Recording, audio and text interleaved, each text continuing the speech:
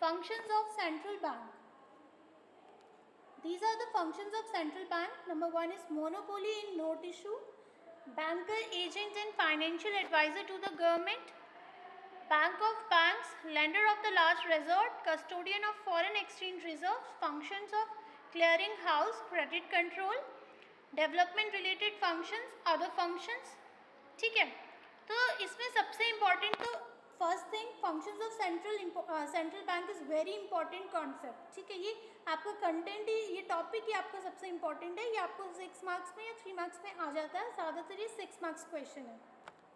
ठीक है, तो हम सेंट्रल बैंक के फंक्शंस को तो समझेंगे, साथ ही साथ मैं आपको ये भी बता दूं कि ये 1 मार्क्स क्वेश्चन में ऐसे पूछ सकते हैं, write down the function of central bank as bank of bank. Bank of bank कैसे, अब आपको इसे 1 मार्क्स में एक्सप्लेन करना है, तो इस तरीके से कोई भी एक पिक कर सकते हैं. What you mean by lender of the last resort, what is custodian of foreign exchange reserves. ठीक है, और सबसे ज़्यादा इम्पॉर्टेंट इसमें जो है वो है क्रेडिट कंट्रोल. क्रेडिट कंट्रोल अपने आप में ही 6 मार्क्स का इक्वेशन एक अकेला टॉपिक आ जाता है. What do you mean by credit control and how central bank measures it. ठीक है, तो जितने भी सीबीएसई स्टूडेंट्स हैं उन्हें मैं बता दूं कि आपके सिलेबस से क्रेडिट कंट्रोल टॉपिक कट गया है. ठीक है, होता है, ये बहुत इंपॉर्टेंट क्वेश्चन आता है इससे, लेकिन इस साल जो रिडक्शन हुआ है आपके सिलेबस में उसमें ये क्रेडिट कंट्रोल हट चुका है. तो समझाऊंगी तो मैं पूरा ही, ठीक है, क्योंकि यहाँ पे यूके बोर्ड के बच्चे भी हैं, पर आप लोग इसे कॉपी में नहीं लिखोगे. ठीक है, let's start. So number 1, your first function of central bank is monopoly in note issue. ठीक है, तो जो आपकी सेंट्रल बैंक है, जो आपका आरबीआई है, केवल और केवल उसी को अधिकार होता है कि वो नोट को इशू कर सकता है. ठीक है, वो करेंसी को, वो मनी को इशू कर सकता है, और किसी बैंक के पास ये राइट नहीं होता. Second, banker, agent and financial adviser to the government. तो कल जब हम इसमें डिफरेंस बिटवीन कर रहे थे तो भी मैंने आपको बताया था कि central bank act as a advisory body, वो जो गवर्नमेंट को है वो एडवाइस देती है. ठीक है, जो कि कमर्शियल बैंक नहीं देती. तो यही ये इसका क्या है, फंक्शन है, that it act as an agent और financial advisors to the government. Next, अब किन किन चीज़ों में एडवाइस देती है, अकाउंट मेंटेन करती है गवर्नमेंट्स के, पेमेंट्स क्लियर करती है, और डेट्स एंड लोन भी प्रोवाइड करती है. डेट्स भी क्लियर करने में हेल्प करती है गवर्नमेंट की, और अगर ना भी करे तो वो सही जो उनको एडवाइस है वो सही दे सकती है. Next is payment of debts and interest. अगर कोई डेट्स है वो क्लियर करेगी, अगर इंटरेस्ट है तो वो उन पर सही देगी. And loan to government. ठीक है, अगर उनकी कोई डेट है तो उन्हें क्लियर कर सकती है, और गवर्नमेंट को अगर कभी नीड हो तो लोन्स प्रोवाइड भी आरबीआई करती है. Next is act as an agent to the government. ठीक है, कैसे एजेंट बनता है, it act as an agent to the government. All dealings of economic transactions are perform by government on behalf of the central bank. ठीक है, जितने कैसे agent बनती है, जितनी भी डीलिंग्स होती है, जितनी भी हमारी इकॉनमी के अंदर डीलिंग्स होती है, वो कौन देखता है, वो गवर्नमेंट देखता है. किसके बिहाफ पे, सेंट्रल बैंक के बिहाफ पे. Besides, central bank represent the government in various international institution and conferences. और आरबीआई भी बहुत सारी जगह पे गवर्नमेंट की जगह पे, गवर्नमेंट के बिहाफ पे अटेंड करता है. कैसे, in international institution and conferences. ठीक है, वहाँ पे आप एज अ इंडियन गवर्नमेंट को रिप्रेजेंट आरबीआई करता है. Act as financial adviser to the government. ठीक है, ये मैं आपको ऊपर बता चुकी हूँ. जहाँ ज़रूरत होती है वहाँ पे आरबीआई गवर्नमेंट को एडवाइस भी देता है. ठीक है, किस से रिलेटेड, डेफिसिट फाइनेंसिंग से, devaluation, trade policy, foreign exchange. ये आपके एक पर्टिकुलर चैप्टर्स हैं जो आप आगे पढ़ोगे तब आप समझोगे कि बैंक कैसे गवर्नमेंट की हेल्प करता है. ठीक है, मैं एक छोटा सा एग्जांपल दे देती हूँ. तो मैंने आपको इन्फ्लेशन की सिचुएशन क्या बताई थी कि जब मार्केट में जो गुड्स हैं, जब गुड्स की जो वैल्यू है अपने दाम से ज़्यादा बढ़ जाए, अगर एक पेन 5 का है लेकिन मार्केट में 15 का मिलने लग जाए, तो that situation is known as inflation. ठीक है, तो बैंक को दिख रहा है, बैंक यही सब चीज़ें तो देखता है, बैंक को दिख रहा है, बैंक नहीं, कमर्शियल बैंक नहीं, सिर्फ आरबीआई, सेंट्रल बैंक ने देखा कि मार्केट में इन्फ्लेशन की सिचुएशन है, तो अब वो गवर्नमेंट को क्या करेगा, एडवाइस देगा कि वो उनकी सिक्योरिटीज़ बॉन्ड्स होते हैं उनको सेल करना चाहिए कि परचेज करना चाहिए, वो अदर मेजर्स भी ले सकती है कि उनको जो लोन है सस्ते में प्रोवाइड करना चाहिए कि महंगा कर देना चाहिए। तो इस तरीके की पॉलिसीज़ होती हैं जिससे हम इन्फ्लेशन की सिचुएशन को कंट्रोल कर सकते हैं। तो वो कौन करता है, वो आरबीआई एडवाइस करता है किसको, गवर्नमेंट को, ठीक है। So next is bank of bank. अब बैंक ऑफ बैंक इसे क्यों कहा जाता है, क्योंकि बैंक जो आपका सेंट्रल बैंक है वो सभी बैंक्स को, जितने भी कमर्शियल बैंक हैं सबको देखता है, सबको मॉनिटर करता है, जिसकी वजह से इसे बैंक ऑफ बैंक्स कहा जाता है, ठीक है। ये क्या है, ये कस्टोडियन ऑफ कैश रिजर्व भी है। कस्टोडियन ऑफ कैश रिजर्व क्या होता है कि जैसे मैं कल आपको समझा रही थी बैंकिंग का, मैंने क्रेडिट कैसे क्रिएट किया जाता है वो समझाया था। बैंक क्या करता है, जब भी कोई कमर्शियल बैंक मार्केट में, कोई भी न्यू कमर्शियल बैंक मार्केट में स्टैब्लिश होता आता है, तो वो ऐसे ही नहीं हो जाता कि उसने अपने इन्वेस्टमेंट कुछ रखी और उसने बैंक खोल दिया, नहीं। बैंक अपना कमर्शियल बैंक खोलने से पहले कुछ परसेंटेज जो आरबीआई डिमांड करता है वो आरबीआई के पास देना पड़ता है उन्हें cash. That cash is known as cash reserves, ठीक है। तो वो कैश रिजर्व करता है आरबीआई। आरबीआई किसका कैश रिजर्व करता है, बाकी कमर्शियल बैंक्स का।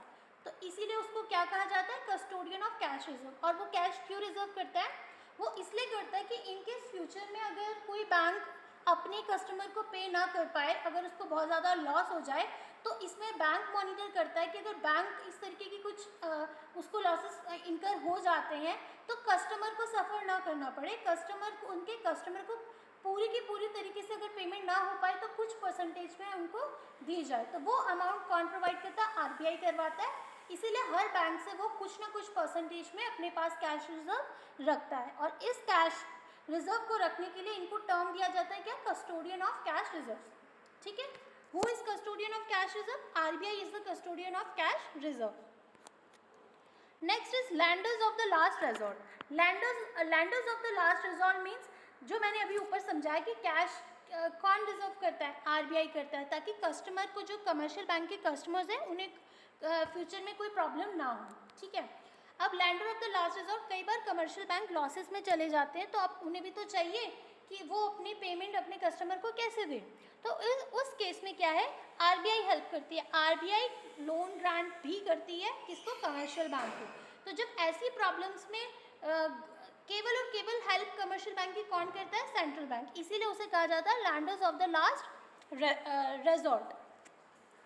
Next is custodian of foreign exchange.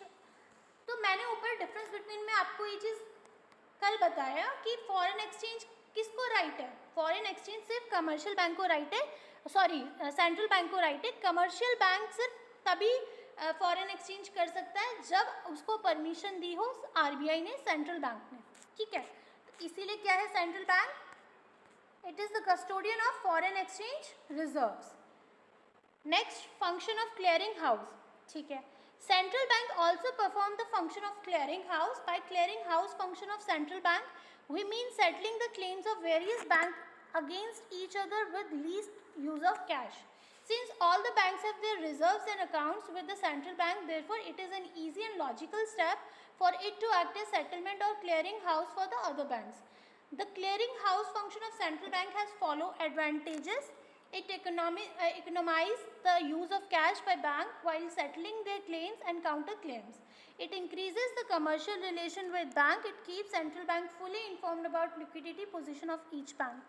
तो जो आरबीआई है आपका, वो हाउस क्लियर का मतलब क्या है कि अगर किसी की कोई कमर्शियल बैंक में भी ऊपर एग्जांपल दिया कि हर कोई बैंक अपना कुछ परसेंट कैश आरबीआई में डिपॉजिट करता है, जो मैंडेटरी है, कंपल्शन है।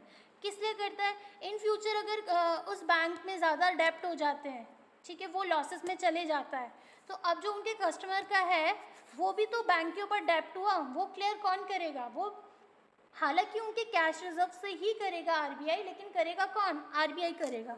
तो that term is known as clearing house. उनकी जो जितनी भी सेटलमेंट्स है उन्हें क्लियर करना, that is the main function of RBI.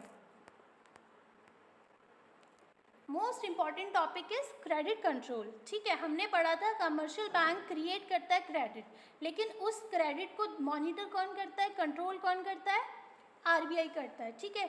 ये दो मेथड से कंट्रोल करता है। First method is quantitative control and second is qualitative control. Quantity क्या होता है? आपकी नंबर, ठीक है। जो नंबर्स में चेंजेस होते हैं दैट इज क्वांटिटेटिव, और जो पॉलिसीज के थ्रू चेंजेस लाया जाता है दैट इज क्वालिटेटिव, ठीक है। ये हम डिटेल में कल की क्लास में पढ़ेंगे कि आरबीआई सेंट्रल बैंक क्रेडिट कैसे कंट्रोल करता है, ठीक है। बाकी जो फंक्शंस हैं, ये अदर फंक्शंस, ये आप चाहो तो क्वेश्चन आ जाता है तो लिखने की ज़रूरत नहीं है, बट मैं आपको सारे पॉइंट समझाऊंगी ज़रूर। Number 1 is collection of statistics. Being a supreme financial authority, central bank arrange a variety of statistics concerning finance, banking, currency, prices and foreign exchange. These statistics help in formulating policy at macro level, ठीक है। तो जो RBI है इसका एक और function क्या है कि ये स्टैट्स मेंटेन करता है, किससे रिलेटेड? करेंसी हो, बैंकिंग हो, प्राइस हो, फॉरेन एक्सचेंज हो, सबसे रिलेटेड रिकॉर्ड्स रखता है, ठीक है, एट मैक्रो लेवल, ठीक है। माइक्रो क्या होता है? एक इंडिविजुअल का, लेकिन ये सबका रखता है, सारे बैंक्स का रखेगा, पूरी इकोनॉमी को देखते हुए वो रिकॉर्ड्स रखेगा, तो that is macro level. Second is relations with international financial institutions. बाकी इंटरनेशनल जो इंटरनेशनल बैंक्स हैं, जो बाकी इंटरनेशनल क्या हो गए, जो अदर देन आर कंट्री, हमारी कंट्री के बाहर से जो है वो रिलेशन भी कौन मेंटेन करता है? आरबीआई करता है। कैसे करता है? Central bank of the country maintains relation with various international financial institutions, like जैसे आईएमएफ हो गया, आईबीआरडी हो गया, ये सारे बैंक्स हैं, इन सबसे कौन कॉन्टेक्ट रखता है? आरबीआई रखता है। Central bank send its representative in annual conferences of these institution. हर साल जब आईएमएफ या आईबीआरडी या और इंटरनेशनल जो फाइनेंशियल इंस्टीट्यूट है, जब भी वहाँ पे कोई मीटिंग होती है तो कोई भी कॉन्फ्रेंस होता है तो सेंट्रल बैंक अपना कोई रिप्रेजेंटेटिव वहाँ भेजता है। Next, survey of bank. जब बैंक कमर्शियल बैंक, सारे कमर्शियल बैंक पे निगरानी रखता है, मॉनिटर करता है, तो वो सर्वे भी करता रहता है, ठीक है। Central bank issue licences to the bank in grant permission of their extension, mergers and liquidation. तो जिस कमर्शियल बैंक को लाइसेंस जो प्रोवाइड करता है वो भी कौन करता है? सेंट्रल बैंक करता है, आरबीआई करता है। अरेंजिंग सेमिनार्स, और वो सजेशन, न्यू पॉलिसीज़ बनाने के लिए, ठीक है, गाइडलाइंस बनाने के लिए, इन सब चीज़ों के लिए सेमिनार भी करता है, जिसमें सभी कमर्शियल बैंक को बुलाया जाता है फॉर मीटिंग। इसके बाद आपका क्रेडिट कंट्रोल है, जिसे हम कल करेंगे, ठीक है। So these were the functions of central bank.